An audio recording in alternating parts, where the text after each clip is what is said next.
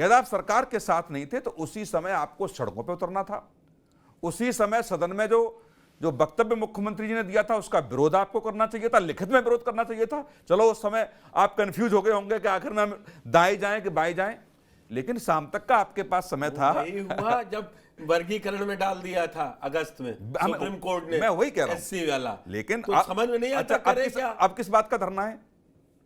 इस देश में आप देखोगे 60% से ऊपर जितने भी फैसले हाईकोर्ट के आते हैं सुप्रीम कोर्ट बदलता है।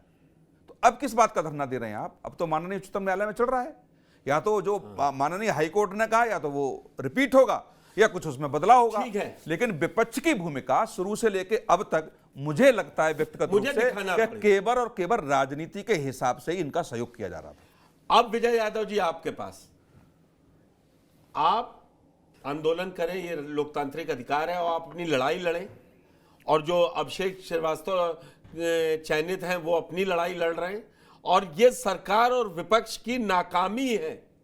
अगर कोई एक प्रशासनिक लिस्ट कायदे की नहीं निकल सकती जिसको मतलब कोर्ट कह दे कि कूड़ेदान में फेंक देना चाहिए, ऐसे अधिकारियों पे कार्रवाई होनी चाहिए। सरकार थोड़ी ना एक एक नाम देखेगी। लेकिन आपको मैंने मुख्यमंत्री का बयान भी सुनाया, और मैंने जैनेन जी से भी पूछा, और समाजवादी पार्टी के अशोक यादव जी से भी पूछा। अब आप बताइए, आपको क्या लग रहा है, कब आपको सवेरा होता दिख रहा है?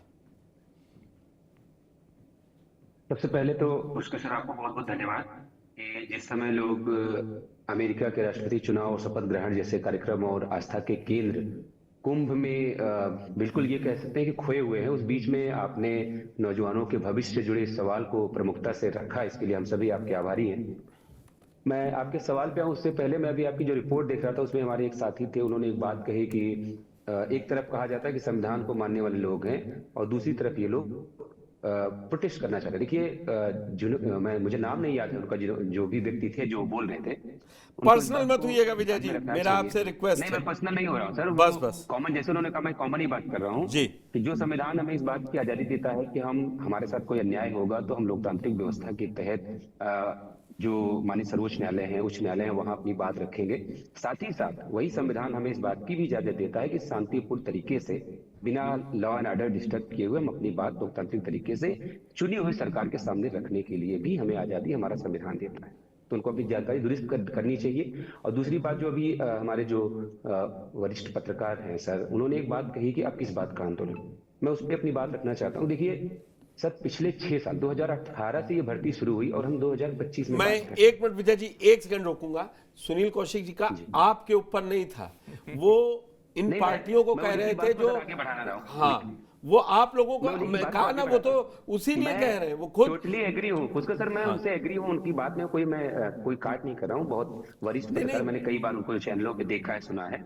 मैं उन्हीं की बात को थोड़ा सा स्पष्ट इसलिए कर देना चाहता हूँ कि ये भ्रम किसी के मन में न रहे। जैसे उन्होंने कहा कि किस बात का आंदोलन, सर 2018 से 2025 तक अनेकों बार ऐसा हुआ है। अब आप सोचिए 5KD पे करीब 45 मिनट मुख्यमंत्री के साथ मैं खुद बैठा हूं, मेरे साथ 4 और लोग बैठे थे।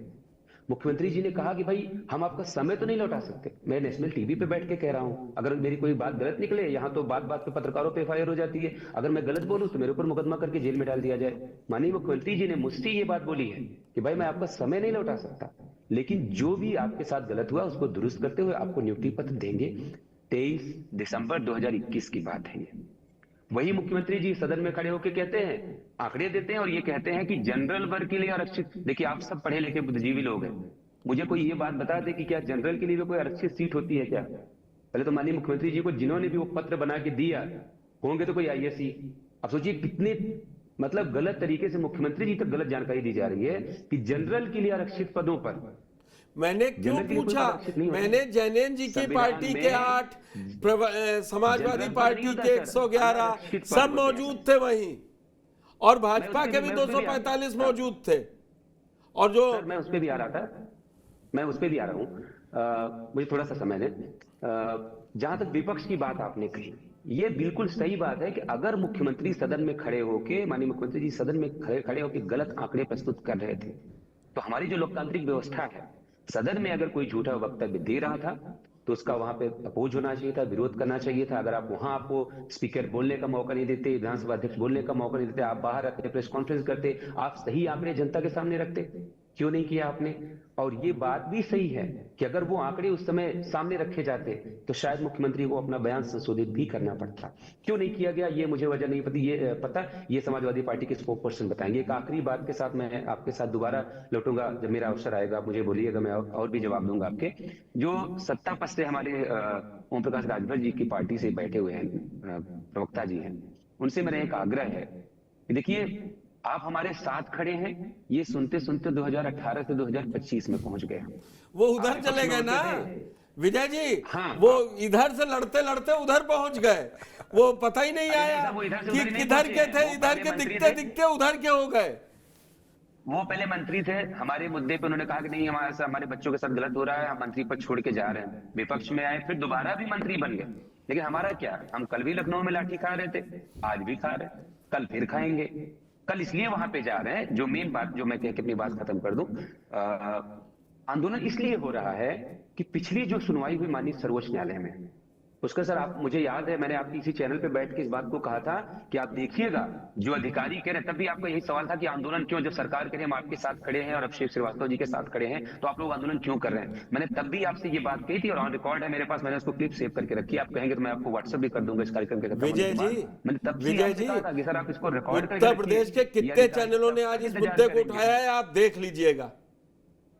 मैं जानता हूं सर, मैंने तब भी आपसे यही कहा था कि आप देखिएगा ये अधिकारी तब तक बदमाशी करेंगे जब तक माननीय सर्वोच्च न्यायालय से स्टे नहीं हो जाएगा। ना वो अभिषेक श्रीवास्तव के बारे में सोचेंगे, ना विजय यादव के बारे में सोचेंगे, वो सिर्फ इस बात को सोचेंगे कि कैसे मामला सर्वोच्च न्यायालय में जाए। तो जहां तक आंदोलन की बात है कि आंदोलन कल क्यों हो रहा है, वो इसलिए हो रहा है कि पिछली जो सुनवाई हुई उसमें माननीय सर्वोच्च न्यायालय ने कहा कि हमारे सामने समस्या यह है कि एक तरफ वो लोग हैं जिनको नौकरी मिलनी है, लेकिन दूसरी जो समस्या है वो ये है कि जो लोग 4 साल से सर्विस में हैं उनकी नौकरी जाने का खतरा है। तो हम एक बार स्टेट का पक्ष जानना चाहते हैं। तो स्टेट का पक्ष जानने के लिए स्टेट के वकील को तो जाना पड़ेगा, और हाईकोर्ट में आपने देखा कैसे वकीलों को लाने के लिए, सरकारी वकील को लाने के लिए हम लोगों को आंदोलन करने पड़े, लाठियां खानी पड़ी, मुकदमे झेलने पड़े। मैं 2 दिन लखनऊ की जेल में रह के आया हूं। तो जिन अधिकारियों के भरोसे हम 4 साल से अपनी दुर्गति झेल चुके हैं, अब दोबारा उनके ऊपर भरोसा कैसे करें? आंदोलन में सिर्फ इस बात को कर रहे हैं कि कोई जिम्मेदार व्यक्ति, देखिए आपका कार्यक्रम है, होना तो ये चाहिए था कि भाजपा को कोई स्पोक पर्सन यहाँ पे बैठता और जवाब देता, लेकिन नहीं आए। खैर वो उनकी बात है, वो जाने। हम लोग केवल इसलिए वहां इकट्ठा हो रहे हैं कि कोई एक जिम्मेदार व्यक्ति आए जो कह दे कि भाई 11 तारीख को जो 11 फरवरी को जो सुनवाई लगी है वहां सरकार अपना पक्ष रखेगी। यही जानने के लिए, यही श्योरिटी चाहने के लिए हम लोग आंदोलन में जा रहे हैं। अरे जैनेन जी बैठे हैं, मैं आप क्या कैसी बात कर दी, मुझे मालूम है।